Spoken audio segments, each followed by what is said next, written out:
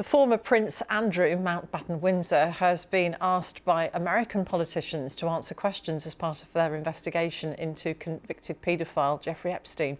A Congress committee of Democrats have called for his cooperation, but they don't have the power to compel him to appear. He strenuously denies all allegations against him. Our North America correspondent Peter Bowes reports. In a letter to Andrew Mountbatten-Windsor, Democrats on the US committee say they believe the former prince has valuable information about the crimes committed by Jeffrey Epstein and his co-conspirators. They want to hear from him directly, although they can't force Andrew to give evidence because he's not an American citizen. The US lawmakers want to investigate allegations that he abused Virginia Giuffre, claims that he has strenuously denied, as well as gather information on Epstein's social network based on the two men's long-standing and well-documented friendship. The committee members say if Andrew wants to clear his name, he should tell them everything he knows. I want Andrew to testify under oath because I want to make sure that his testimony and what he tells us is the truth. What we want is to get to the bottom of the truth. And, part of that is having him testify in an honest way what he knows so that we can do a thorough investigation.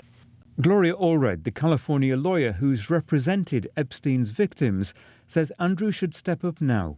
There are many survivors who are speaking out and they want Andrew to testify.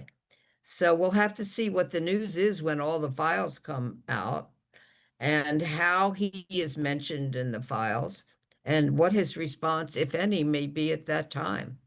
This black cloud is going to hang over his head.